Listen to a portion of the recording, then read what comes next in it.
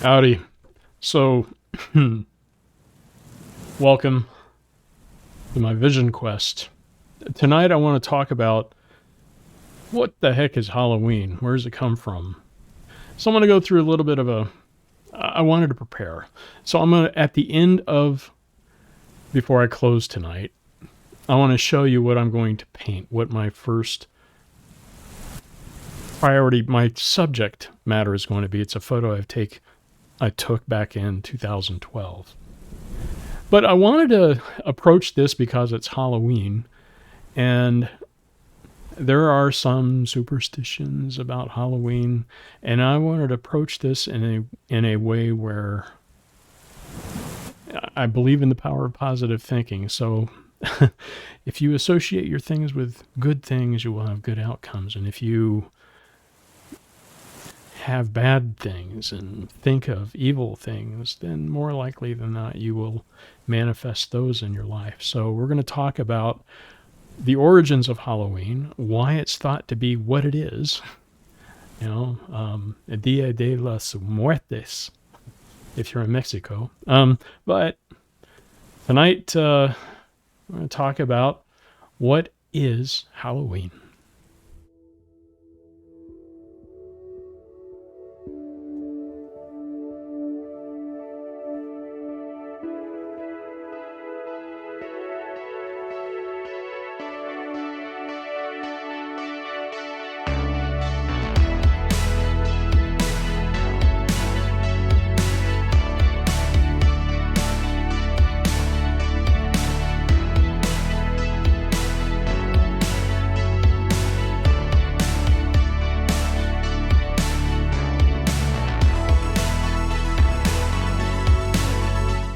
From the great American Southwest, deep in the heart of the Texas Hill Country near the mystical land of the Enchanted Rock, welcome to my little corner of the internet.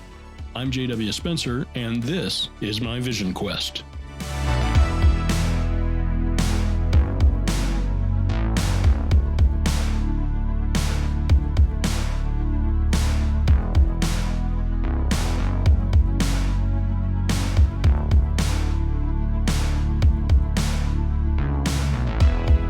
Yeah, so I'm approaching this topic with a little bit of trepidation because it is Halloween.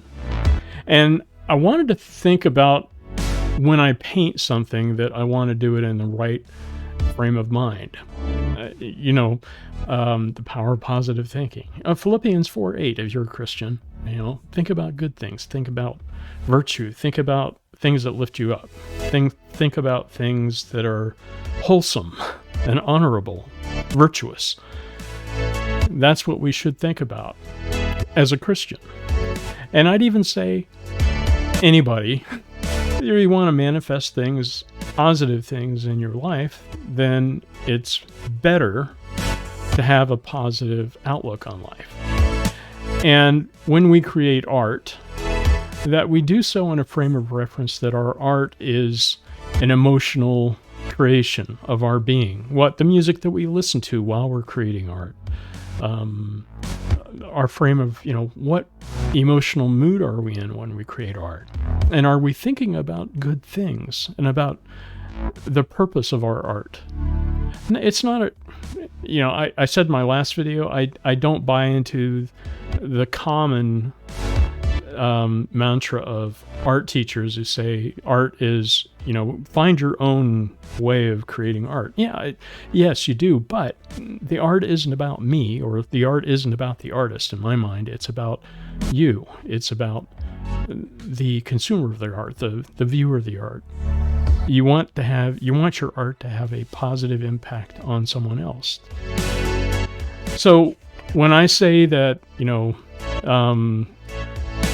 what is Halloween, that has all sorts of connotations. So I want to take it from the Druids, the Celts, the Celtic people 2,000 years ago, and go from them to the Romans, and then the Catholics. Then we're going to shift over the pond to the United States. Then the great influx of Europeans in the latter part of the 19th century, where Halloween actually really started to take off in the United States, and where we are today. And why do we do some things? Why do we bob for apples? You ever? It's Roman, by the way. But let's think about it. So if I say that all of this is due to a related belief that we are more than what we appear to be, all right? We're human beings, and we live in a vast universe. Some would say that multi-dimensional universe, but we live in a vast, really big universe. And to think that, we're just a small piece in the cog, but our conscious thought here on Earth, we are spiritual beings in an incarnate form, right? That's what I believe. And our purpose here on Earth is to realize that, and to do good things, to make good choices, because and the pursuit of happiness is to return from which we came, to the source of creation. That would be God. And if you're an atheist and don't believe in God, it's okay. I accept you for your beliefs. That's perfectly fine. I'm not going to convince you, other than to say that I don't think rules of physics, science, you cannot create something from nothing. Just an axiom that I believe. But if we go back to the Celtics 2,000 years ago and think about why they did what they did. Around the end of October, November, that's when they believed that's how they counted their years. They counted their years at the end of the harvest season, the end of October, and the beginning of the long, dark, cold winter. The long, dark, cold winter was associated with death because it was long, cold, and dark, and people were stuck inside or they couldn't eat. They didn't gather enough food to survive the winter, or the winter was nightmarishly brutal to some people. A lot of people died. They succumbed. Elderly, the average lifespan back then was not over, 35 or 30. Infant mortality rate, people had lots of kids because lots of kids died. But that period of time at the end of October, November was thought to be the new year. And the Druids, who were the shaman of the Celtic people, the Druids, at that time, they had celebrations. The whole community of the Celtic people, they gathered in their villages, or wherever they were, and they built a great, big, giant bonfire. And the Druids did. And it was believed, that at the time, that special time between the end of harvest and the long, dark winter, that the veil of existence, the barrier between the living and the dead was shallow, that you could pierce it, that it was more easily accessible to talk to a dead person, or to the Druids, the shamans, that they could have an easier time of telling the future because they could access the spiritual realm easier at that period of time. Now, they had this feast, a celebration, if you will, a fire, because the spirits were thought to come back. They could also, not only could the Druids or the shaman or just regular people pierce the veil of reality, but the spirits on the other side could also pierce, and the spirits could come from the land of the dead or the existence of the dead into the living, and they could all create all sorts of havoc. Well, they built a bonfire and they had a feast. They would slaughter an animal, And although it was sacrificial in nature, it was eaten, partaken of, because it was a hallowed, holy, sacred rite, a tradition, or a ritual, if you will. They would feast upon that animal and have, vegetables or the harvest that they had, and they would have a community gathering. And they would tell the future. It was, well, there are various things in the Celtic religion, but that was their principal reason for doing it, for having this feast, this night. It typically, is the end of October 31st, maybe, to the next day, or maybe it was November. The calendar system back then was that period of time, looking at the stars and knowing, hey, it's now. The winter is upon us. At the end of the celebration, the families who were there would take a stick or something, a torch. They would light the torch from the sacred fire that they had just all gathered around and danced and partied and did all their stuff. And they would take that fire back to their own hearth, to their own home, to their own place where their family lived. And they would use that stick, that torch, that fire lit from the big bonfire, from the community bonfire that was thought to protect the gathering from the dead spirits. That was actually imbued with some sacred power. And they would light the fire in their house with it. And that fire was to keep them warm throughout the winter. They could not let that fire go out. As long as they kept that fire in their home lit, it would keep them warm and keep away death. The spirits could not come into their house.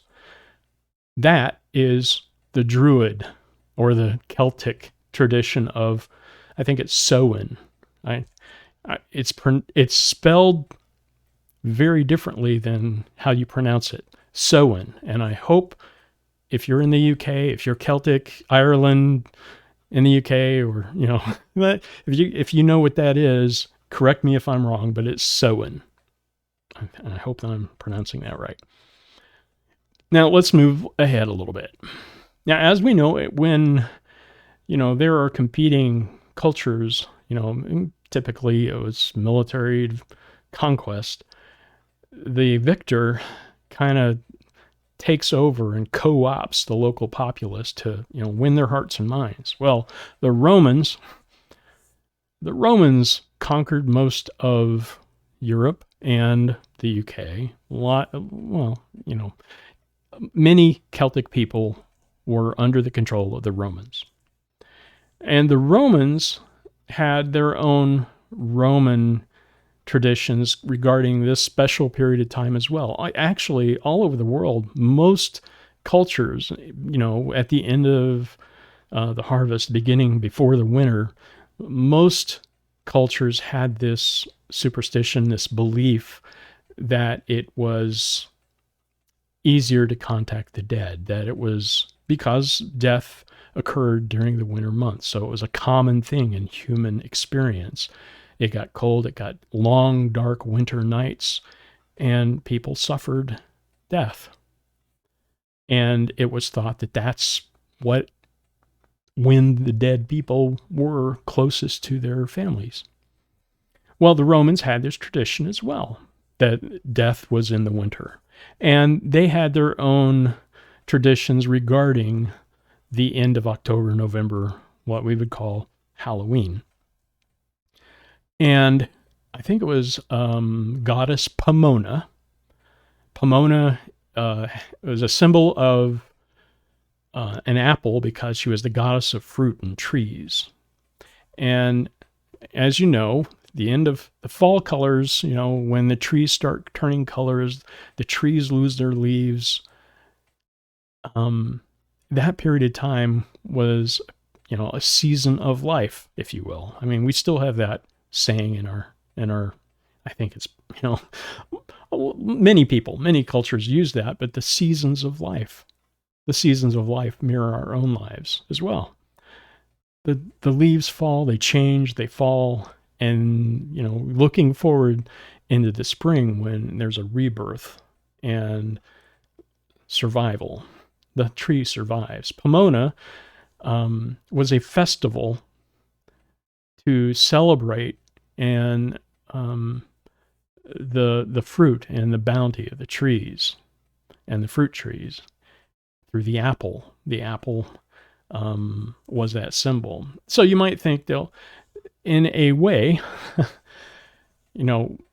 there are vestiges of that because the apple was in the UK and many people in the Roman Empire did the same thing. But the tradition, if you've ever been to a Halloween party and you're bobbing for apples, there's, a thing of water and people put apples in it and you bob and try to eat the apple. That's where it comes from. But let's go a little bit further. I want to move this. We'll go a little bit further. Catholics. All right. So we go from the Roman Empire falls. Catholicism, I guess, if you want to say the Roman Empire changed, called the Holy Roman Emperor is now the Pope. All right. So take that. About 1000 AD, so 1000 years after the death of Jesus Christ, a resurrection of Jesus Christ. The Catholic Church, about the same days, I think it's November 1st or 2nd, November 2nd, I believe, the Pope declared that to be All Saints' Day. It's a day of celebration for all who died in Christ. So they call it All Saints' Day, when the saints go marching home. Yeah, that song. Anyone who dies who has accepted Jesus Christ as their personal savior is considered a saint in the sense that you are part of the church.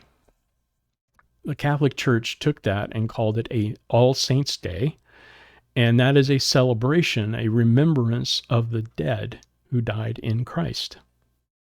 In Mexico, it's still celebrated today. If you watch the James Bond movie Spectre, that opening scene, I guess the first, it's pretty cool. First 10 minutes of that movie is Dia de los Muertos. I hope I said that right. Dia de los Muertos. The Day of the Dead. All Saints' Day, basically. And that is what that is about. It's in celebration of that. And some of those, it's very popular in Mexico, but in the United States, we had something called the Puritans, the colonies, and very rigid in beliefs. They did not have the same Celtic tradition or the Roman. They kind of eschewed that. They did not partake in parties and the celebrations. They had Halloween parties, but it was more of a gathering at the end before the long winter. Families would have reunions and they would have a feast. Today, it's kind of morphed into Thanksgiving. It's kind of related to Halloween because it's the same time frame before the long, cold, dark winter. It's a Thanksgiving, giving thanks to God for their bounty and the provision provided to sustain us through the long, cold, dark winter so we don't die. But that changed in the late 19th century because over the pond in Ireland, there was something called the Great Famine, the Irish Famine. People were sustaining on potatoes. Millions of people tried to escape. Lots of Irish people came to the United States, late 19th century. With them, they brought traditions of Halloween, the Celtic traditions of Halloween. And although it was kind of Americanized in the United States, I'd kind of really like to know the difference between a UK Halloween party or how Halloween is celebrated in the United States. What happened in the United States was a little bit different. Now, I marked down, I have a little card with some writing here about what I thought. As I was thinking about this and thinking about, Halloween parties and about trick-or-treating and about that. Something that was common, I think, in Ireland was that people would put what little food they had. They still had this belief in the spirits, the Celtic tradition of in the Halloween, that the spirits would come back and they would, try to get into your home. And since, we had this torch to the fire and the hearth to keep the warm home and it was sacred fire to keep the home protected. But you could also bribe the spirits with food. So if you left food on your front porch, then, a treat for the spirits, as it were, then the spirits would not enter your home. They would be satisfied with your gift of generosity to them, and they would leave you alone. That came to the United States. That kind of morphed into what we call trick or treat. You combine that with the parties that the United States had prior to that. Parties at Halloween was people gathering, families together. But the All Saints Day, the more European flavored immigrants who came to the United States brought with them that Halloween. So we had costumes that started to become prevalent. But in the United States, at the same time, there was still this puritanical element. So parents, by and large, were taking out the frightening and the grotesque and the scary. They didn't want their children exposed to that. And today we still see this in the United States with many churches organizing, instead of having these trick-or-treat events and, dressing as goblins and ghouls and stuff, they have dressing as costumes in the parking lot of a church and have something called trunk or treat. But it's still the same basic idea, dressing as a dead person. Back to the Celts, that when the Celts had that big party around the bonfire with the Druids, the Celts also wore costumes. They dressed, with animal heads or animal hides and skins as part of their costume celebration, if you will. Bringing it forward again.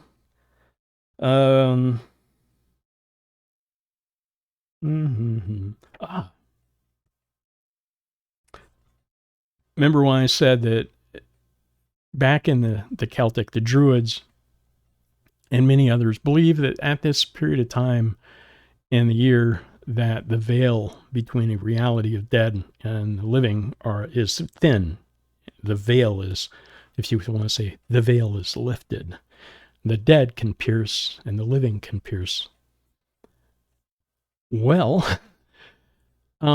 traditions in the United States were kind of, frankly, a little bit strange, because there was a great impetus for young women to have a mate, to be married.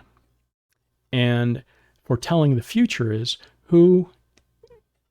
if you could predict who your future spouse would be, this would be the time to do it. And that became very popular in the United States. One of the things, back again to the apple, you're bobbing for an apple. You bob for the apple. Why were you bobbing for an apple? Once you get the apple and you bring it out of the water, you peel it, and you throw the peels over your shoulder. And you look at the peels on the ground, and if they, in the hopes that they would spell the initials of your future spouse. That's where that comes from.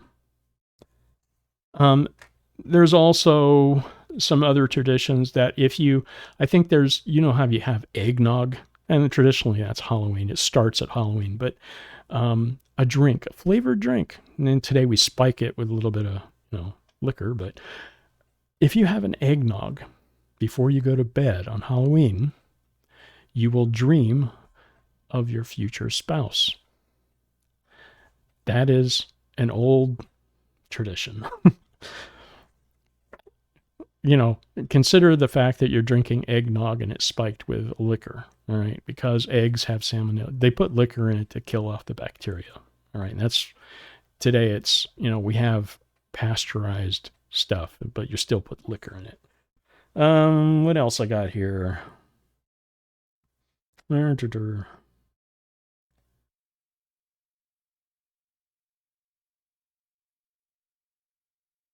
I can't even read my own writing. Is that sad?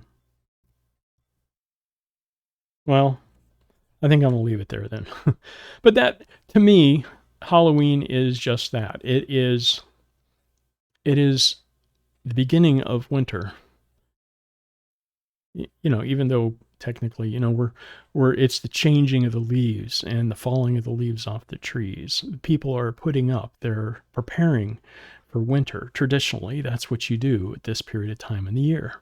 And you celebrate because in the winter, prior to automobiles and whatnot, but here, we're in the pandemic. You're probably not going to want to go out and congregate with people who are sick, right?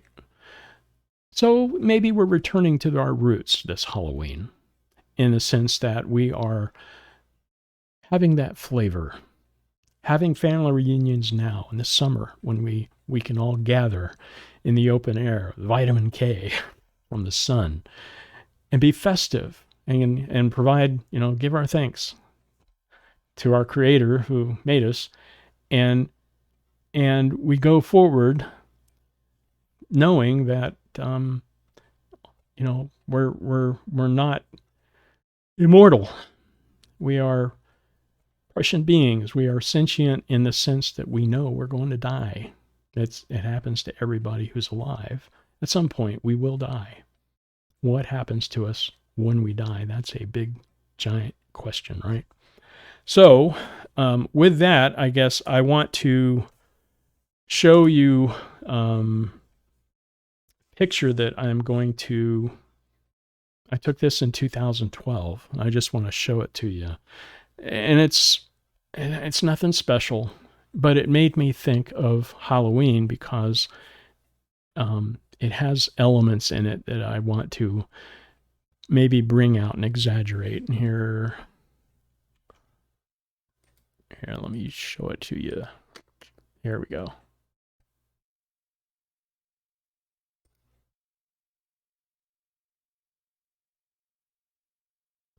This is a ranch road out in Llano County, Texas. Let me go back. Ranch Road, Llano County, Texas. I forget the name of the ranch. It's been a while. But the red road that leads off into the distance, and there are cows out there. Actually, I didn't get the cows in this picture, but this is a picture I want to put on canvas, and I'd like to paint, and I'd like to make it my first attempt at doing this live. And I want to do it in celebration of Halloween. And I want to do it here, basically because, it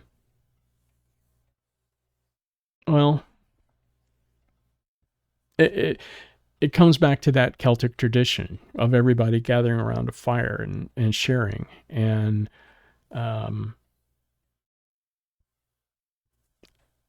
giving homage or thanks, whether you're Catholic or whether you're Christian or whether you're pagan or whether you're an atheist or a Roman, whatever your personal beliefs are, I think that this period of time of the year is celebrated for a reason. So I just like to say that I appreciate you watching this video today. And I'm going to take that picture of mine and I'm going to sketch it. I think I want to do that first. And then I'd like to paint it. Maybe this Friday. I'll paint it on Friday. I'll sketch it sometime later this week. I want to schedule that when I have time to do it and show it to you. And maybe, I don't know, if I do it live, I'll do it live. And if I don't, I'll record it and put it up here and just show it to you. It is what it is. And that's all that it is. Thanks again for watching. I hope you have a great night. And happy Halloween. I hope that has meaning to you now.